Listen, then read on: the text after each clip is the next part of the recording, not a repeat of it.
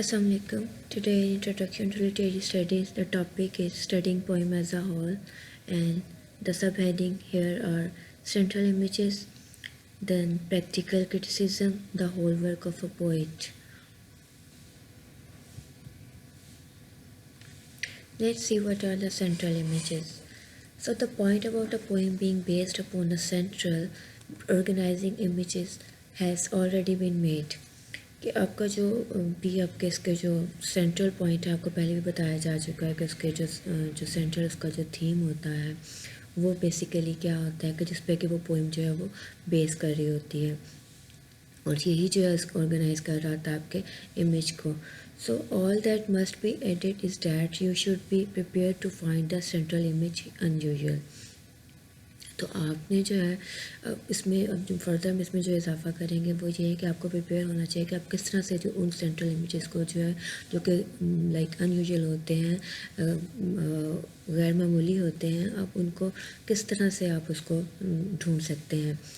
So Huggies' short poem Snowdrop is strangely impressive because its imagery is unexpected. अब जो हम poem हम देखेंगे हगिस की वो शॉर्ट पोइम है स्नोड्रॉप, उसमें जो है जो इमेजरी जो यूज़ की गई है वो बहुत ही अनएक्सपेक्टेड है.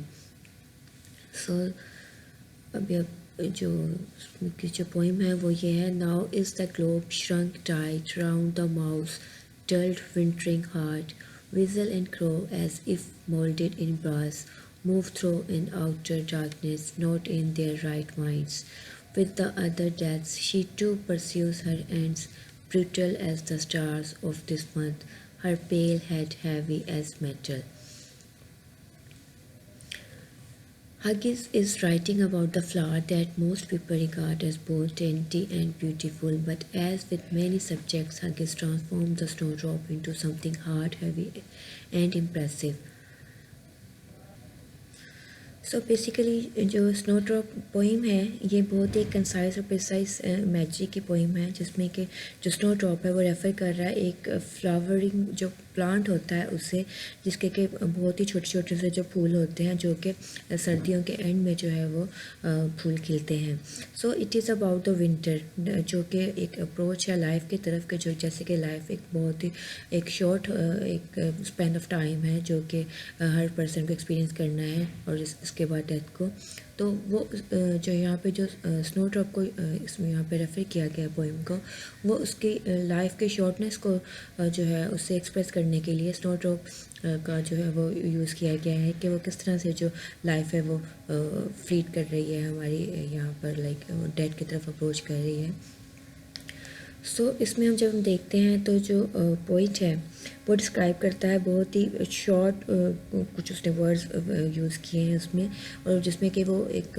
इमेज ऑफ नेचर जो है क्रूअल्टीज़ के साथ वो उसे रिप्रेजेंट कर रहा है. कि मोस्टली जो है जब नेचर को जो अदर पोइट्स हम उसको डिस्क्राइब करते हैं तो बहुत ही अच्छे वर्ड्स के साथ उसे डिस्क्राइब कर रहे होते हैं, लाइक अप्रिशिएटिंग वर्ड्स होते हैं नेचर के लिए. बट यहाँ उसने उसकी विंटर की हार्डनेस को जो है उसने पोर्ट्रे किया है कि किस तरह से जो ये जो विंटर है वो किस तरह से ब्रूटलिटी और जो टफनेस है वो लाती है. इसके साथ उसने जो वर्ड्स यूज़ किया उसने मेटल का यूज़ किया है, उसने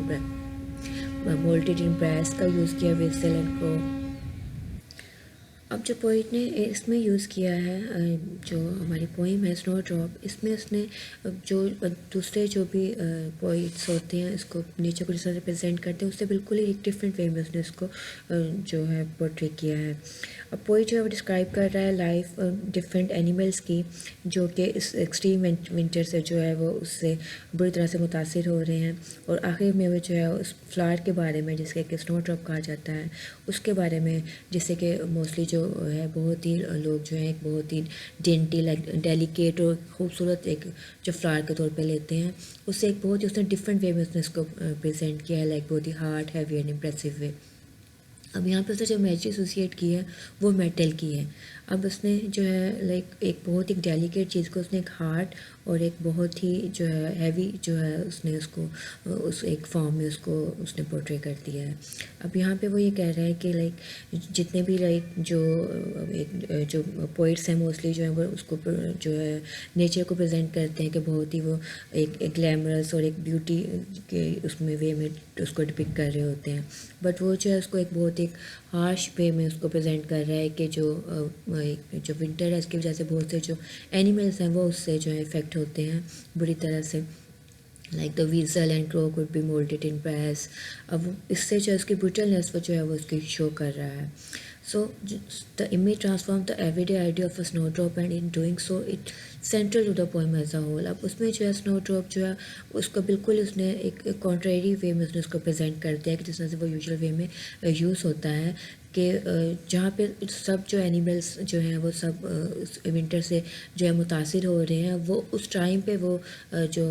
फ्लावर है वो ब्लूम करता है, वो खिलता है, उस हार्शनेस को जो है वो बियर करता है। अदरवाइज़ उसे बहुत ही डेलिकेट जो है फ्लावर उसे नाम दिया जाता है। तो ये एक सेंट्रल जो पोइम का आइडिया है वो उसे प्रेजेंट कर रहा है। Then comes the practical criticism. There are no hard and fast rules to or fixed procedures for tackling these questions कि आप जो practical criticism है उसको आप किस तरह से टैकल करेंगे, बट जो है कुछ यहाँ पे आपको जो है इसके कुछ पॉइंट्स हैं, अगर आप उनको कंसिडर कर लें तो आप प्रैक्टिकल क्रिटिसिज्म को जो है उसका अगर क्वेश्चन कोई भी पेपर में आता है तो आप उसको जो है अटैम्प्ट कर सकते हैं। So it is good idea to read the poem several times in order to have a general idea as to what it is about। जैसे कि पहले भी आपको बताया जा चुका है स्टडिंग पोइम के बारे में कि अगर आपने किसी भी पोइम को एज अ होल आपने स्टडी करना है तो उसमें जो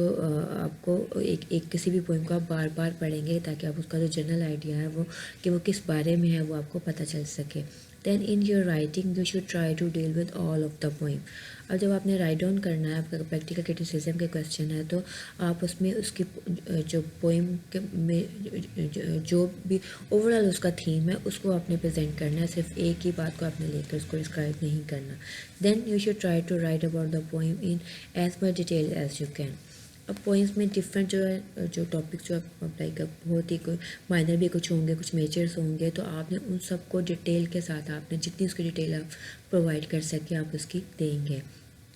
And whenever you make a point you think it's important, you must support it by showing how the language of the poem bears out what you have said। अब आपने अगर कोई भी पॉइंट आपने एक किसी भी अगर कोई लाइक कोई पॉइंट पढ़ रहे हो उस पर कोई पॉइंट आपको आपकी सोच के मुताबिक जैसा भी आपको फील होता है कि उसका वो मीनिंग है, उसको सपोर्ट करने के लिए आप जिस तरह से भी आप उसको प्रेजेंट कर सकते हैं, आप उसकी सपोर्टिंग जो भी आप उसके लिए जो वैलिडेशन के लिए अपने पॉइंट्स दे सकते हैं, आप उसको डिटेल से आप एक्सप्लेन करें। You should remember that in many poems the meanings are not deliberately obscure। Poems often mean what they appear to mean। अब ज़्यादातर जो poems होती है उसमें ये नहीं होता कि जो उसके जो मीनिंग है वो बहुत ही ढके छुपे होते हैं, वो भी अंदाज में उसको पेश किया गया होता है। बहुत सी poems ऐसी भी होती हैं इसमें कि जो कहा जा रहा होता है उसका एक्चुअल मीन भी होता है, तो उस चीज़ को भी नज़रअंदाज ना कीजिएगा। Then it is good idea to base your answer on the sequence of the poem going through its section by section। अब ये बहुत एक अच्छा एक ख्याल होगा कि अगर आप इसको जब आप आंसर करें प्रैक्टिकल इसके प्रिसिशन को लेकर तो आप उसके सीक्वेंस को जिस ऑर्डर में वो जो पोइम जो है वो लिखी गई है उसको फॉलो करते हुए सेक्शन बाय सेक्शन जो है उसको आप प्रोसीड करें और उसके मुताबिक आप उसका एनालिसिस करें।